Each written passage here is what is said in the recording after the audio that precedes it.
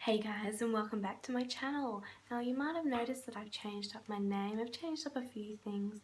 I don't know what's yet going to happen with this channel, to be honest. I have no idea what I'm going to do. I just don't know. It's strange. I have no idea what path this channel is going to take. It could go anywhere, but for now I'm just going to upload what I want to upload. And today we're going to be talking about DNA testing. Uni starts next week, so I'm trying to get this up before I go back. Now, I just want to let you know this video is not sponsored. It's not for recommendation. I just chose to go with this company because, yeah, it's the one that appealed to me the most. So DNA testing has been a trending topic on YouTube recently, as so many people have done DNA tests, people that don't know what their ancestry is, and they come back with the results and they review it online for you. Now, I wanted to give this a bit of a different turn. As a genealogist, I actually don't know if I can call myself that. Genealogist, a person who traces or studies line of family descent. So yes, I can call myself a genealogist. In no way am I qualified. I have no professional qualifications. However, I do have 6 years experience. Yes, I'm young, but I also started from a very young age. So I can pretty much say that I'm a genealogist. So I know basically mostly everything there is to know about my family. The reason I did this test is not only to see statistically what percentage my genes are, my ancestry. I actually wanted to do the health component of it as well that 23andMe offers. However, they only offer that to American customers, not Australian. So yeah, I was a little bit bummed about that. However, I still went with 23andMe to see my ancestry results and to see how accurate they're going to be. So I only know basic genetics, but basically I was expecting to see a clear result of some kind, which I will reveal to you. However, I know that I might not get some components of the ancestry because as time goes down through generations, the amount of genetic data that is transferred into your genes is diluted.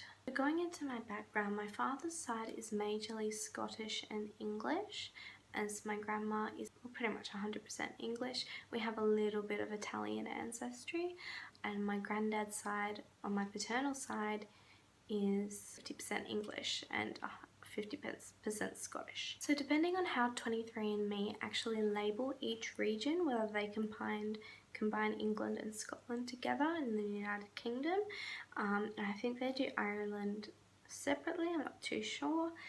So I'm expecting a large portion of English ancestry, Scottish ancestry. I'm not expecting any Italian ancestry because that was about 6 generations ago. However, on my maternal side, I'm expecting only English ancestry and Irish ancestry, as that's all I found so far. And I found each line to about 8 to 9 generations back. That's on average, so some lines I've traced back further.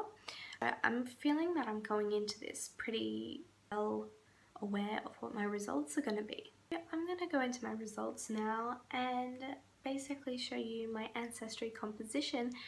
I have to say I was a little bit surprised upon receiving this. So view my ancestry composition. I'm not culturally diverse, and I was not expecting myself to be, so that was no shock. So I'm 100% European, knew that would be the case. 79% British and Irish, so this is including the United Kingdom and Ireland. I was expecting a little bit more than this because my ancestry, from what I've traced back, is majorly Scottish, Irish and English, actually completely, except from the little bit of Italian. What did surprise me though is I got 5.6% French. So they predict that I had ancestors in France within the last 200 years. Of course, there are some lines that I haven't found all the way back yet, so that's an absolute possibility. However, what really surprised me is that I would have one ancestor who is 100% French, and they're putting that back at like 5 to 8 generations back, between 1850 and 1790. So that's exciting. I'm still yet to find that person. If I find it, I'll let you know. And basically, also, the thing that surprised me most is that I'm 3.7% Scandinavian. Did not expect that at all. However, they cannot pinpoint where this Scandinavian ancestry comes from.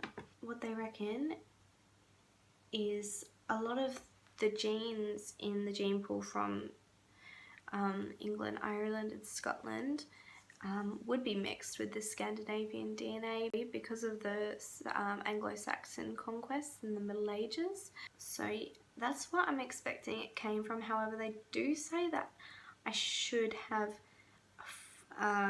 somewhere in my 5th to 8th generation back a grandparent who was 100% Scandinavian. I'm not too sure about this one, to be honest. So yeah, and then I've got 11.7% broadly Northwestern European.